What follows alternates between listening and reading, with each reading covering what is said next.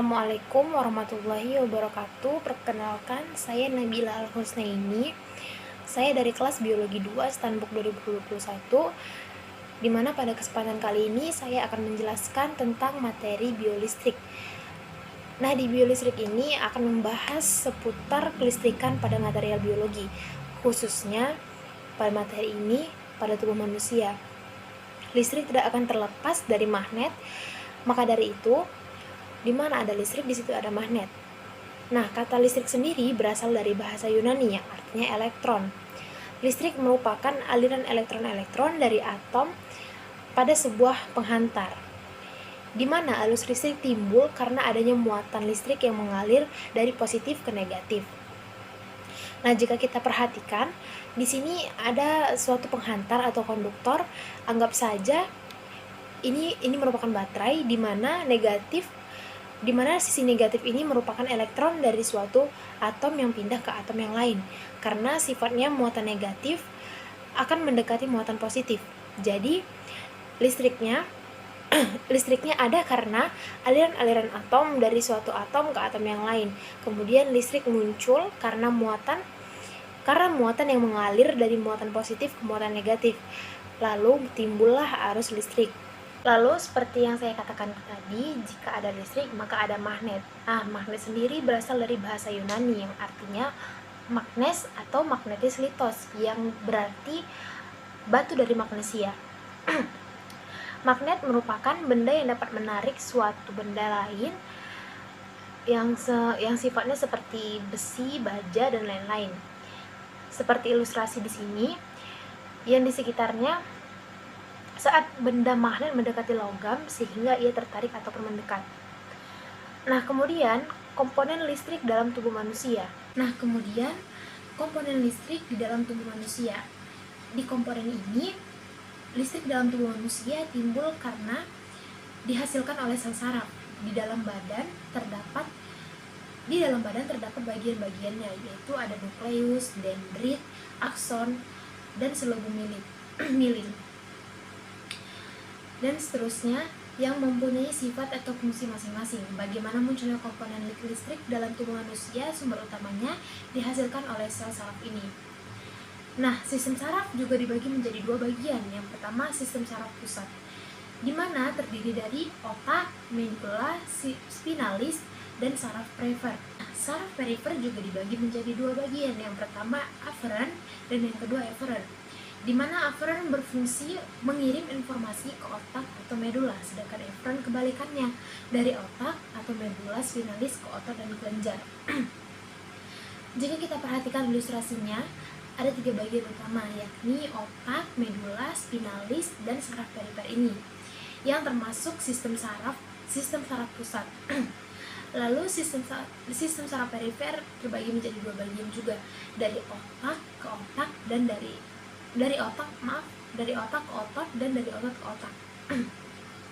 Nah, kemudian yang kedua, sistem saraf otonom, di mana sistem saraf otonom ini sendiri mengatur organ dalam tubuh seperti jantung, usus, kelenjar secara tidak sadar.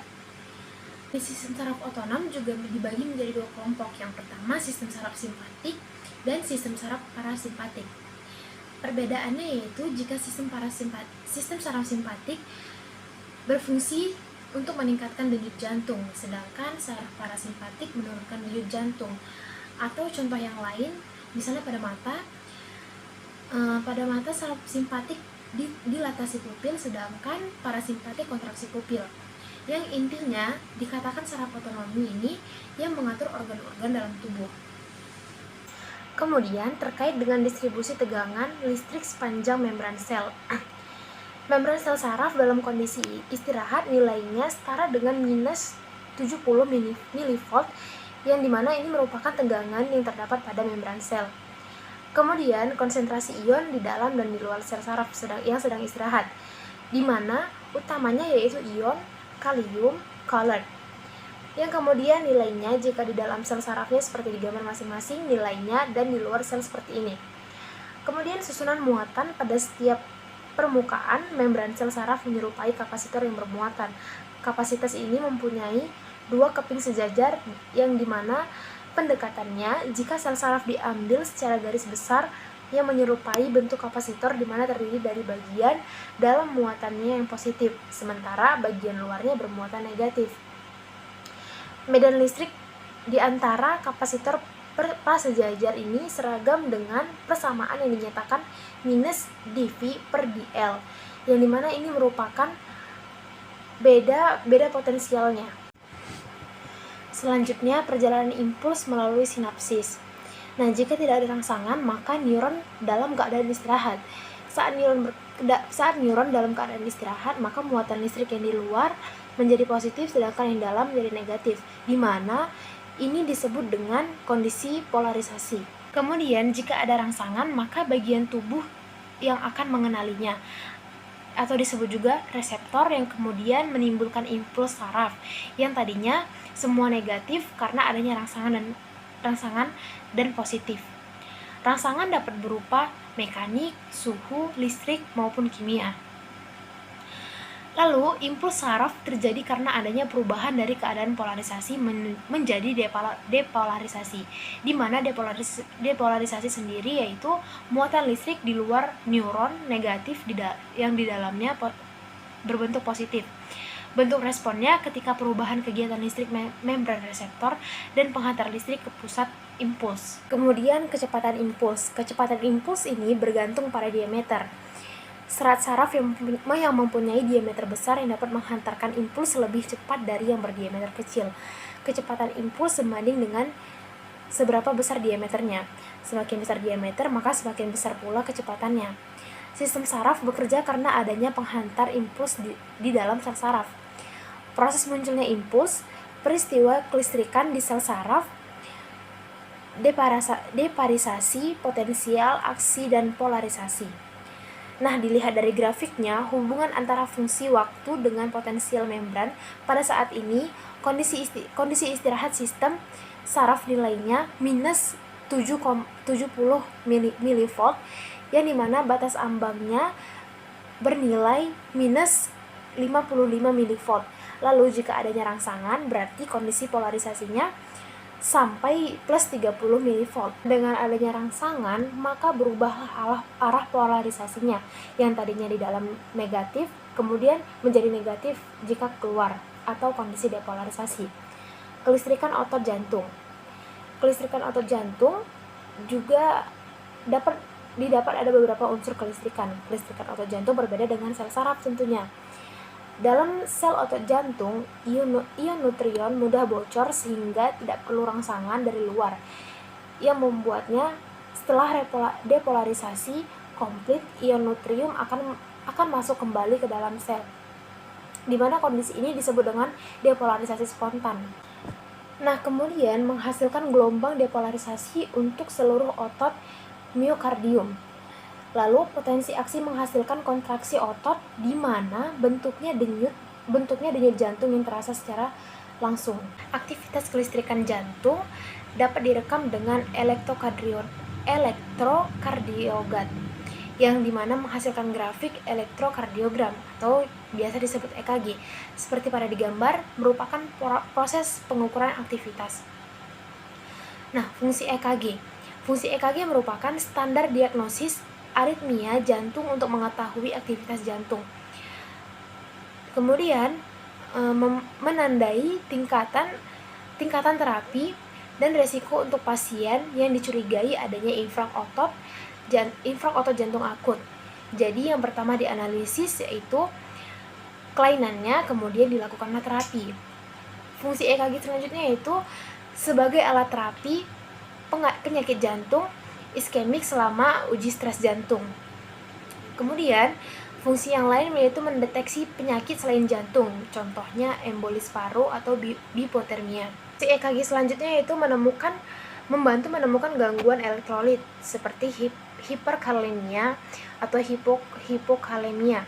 Kemudian memungkinkan penemuan abnormalitas, contohnya blok cabang berkas kanan dan kiri. Bisa dilihat bagiannya dari jantung. Ada serambi kanan, serambi kiri, bilik kanan, dan bilik kiri. Kemudian grafik ini merupakan hasil luaran dari elektrokardiografi yang masing-masing puncak mempunyai makna tersendiri. Kemudian, mekanisme kerja EKG. Yang pertama, rekaman potensi jantung pada permukaan kulit disebut dengan elektrokardiogram. Selanjutnya, alat yang dilakukan disebut EKG. Mekanisme kerja EKG ditentukan dengan hasil catatan atau aktivitas listrik sel otot jantung. Pada otot jantung, daerah yang menyebar sebagai impuls saat jantung berkontraksi yaitu ketika depolarisasi dan repolarisasi yang ditandai dengan adanya depresi pada EKG. Kemudian depolarisasi dan impolarisasi otot-otot jantung menyebabkan arus mengalir ke dalam torsi yang menyebabkan keluarnya alat EKG tersebut. yang menyebabkan keluar dari alat EKG tersebut. Sinyal listrik pada jantung seperti yang sudah dibahas tadi, tiap puncaknya memiliki makna tersendiri, di mana puncak P memiliki arti gelombang yang timbul karena depolarisasi otorium, yaitu depolarisasi dari serambi yang berarti perubahan arah atau muatan di dalam saluran menjadi positif dan di luar menjadi negatif. Kemudian puncak Q, defleksi negatif pertama sesudah gelombang P dan yang mendahului defleksi R. Kemudian dibangkitkan oleh depolarisasi permulaan vertikal. Lanjut, yaitu puncak R, defleksi positif pertama sesudah gelombang P dan yang ditimbulkan oleh depolarisasi utama yaitu partikel. Nah, kemudian puncak S, defleksi negatif sesudah defleksi R. Kemudian puncak ST, gelombang yang timbul akibat repolarisasi partikel. Nah, sekian penjelasan dari saya tentang biolistrik kali ini. Apabila saya salah, saya mohon maaf kepada Allah, saya mohon ampun. Wabillahi taufiq wal hidayah. Assalamualaikum warahmatullahi wabarakatuh.